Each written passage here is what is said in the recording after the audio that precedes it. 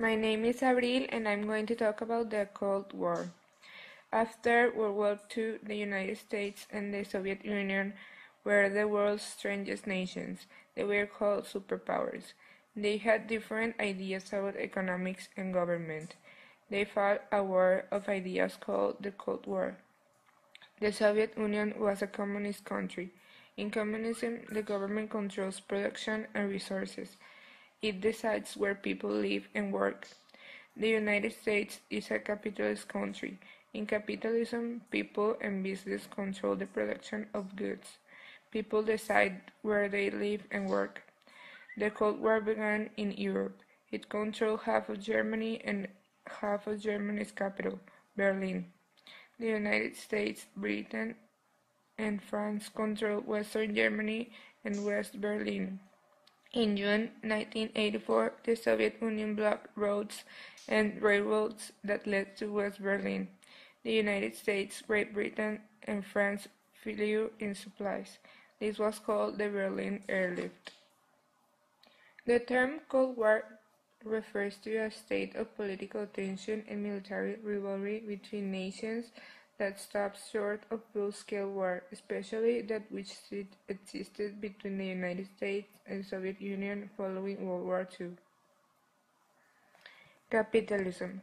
Capitalism is an economic system in which trade, industry, and the means of production are privately owned and operated via profit and loss calculation through the price system.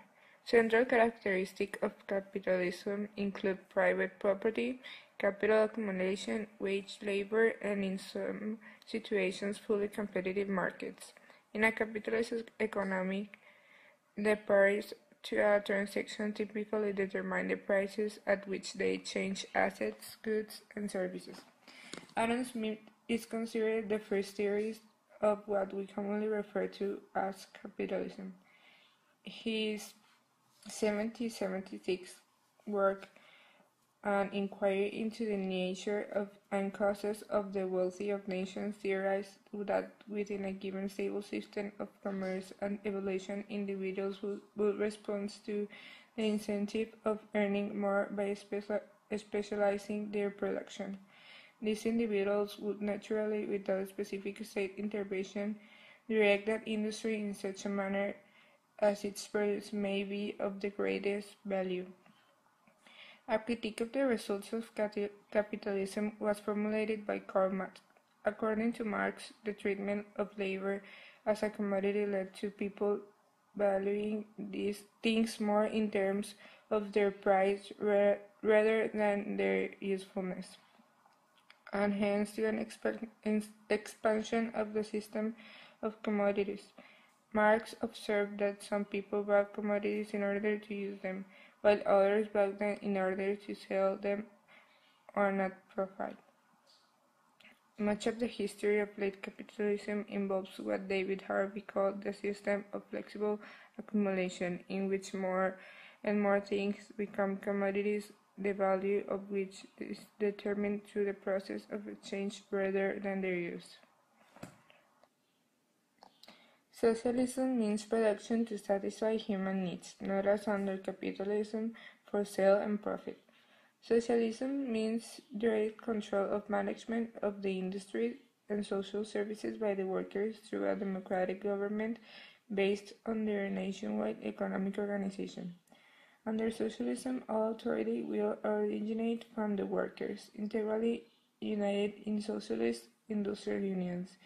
In each workplace, the rank and file will elect whatever committees or representatives are needed to facilitate production. Besides selecting all necessary shop officers, the workers will also elect representatives to a local and national council of their industry or service, and to a central congress representing all the industries and services. This all-industrial congress will plan and coordinate production in all areas of economy. The founders of socialism are Henry de Saint-Simon, Charles Fourier, Robert Owen, Pierre Rousseff, Joseph Proudhon, and Mikhail Bakunin. Created using Powtoon. Yo soy Abril y voy a entrevistar a la señora Nelly sobre la Guerra Fría. ¿Cuáles eran los países líderes en ese momento? Estados Unidos y la Unión Soviética. ¿Por qué países que fueron aliados de guerra se volvieron enemigos después de eso? Por conveniencia, si bien desde ese entonces Francia, Inglaterra y Estados Unidos no estaban de acuerdo con el comunismo, pero al entrar en guerra y estar la URSS del lado aliado, no queda más que luchar todos juntos contra un enemigo mayor, que era el nazismo de Hitler. Pero después de eso ya no tenían nada en común y se volvieron enemigos de nuevo. ¿En dónde tomó lugar la Guerra Fría? En Europa, África, Asia y América. ¿Cuál es su opinión general sobre la Guerra Fría? La Guerra Fría en general fue una época en muchas definiciones, fue una época de pura guerra entre todos los países involucrados en esta. Pero en opinión personal, esta fue una época de demasiadas confrontaciones entre todos estos, pero desde un ángulo todos los países podían haberse ahorrado todos esos confrontamientos si es que hubieran pensado en un modo menos violento de arreglar sus diferencias, porque provocar una guerra por razones que se pueden resolver de una manera sencilla es algo insignificante, puesto que existen diferentes soluciones como poder hacer tratados de paz entre los países y así evitar más tragedias por muertes, matanzas, asesinatos y diferentes elementos que se relacionan a estos. ¿Qué tipo de armas tenían las dos potencias a su disposición? Los dos países estaban en condiciones de utilizar armas atómicas y causar destrucciones inmensas a sus enemigos. Gracias. Created using Powtoon. In my opinion, this was an unnecessary war because every country is free to choose the economy system they think it's the best for the nation. And as an honorable country, we have to respect other countries' decisions.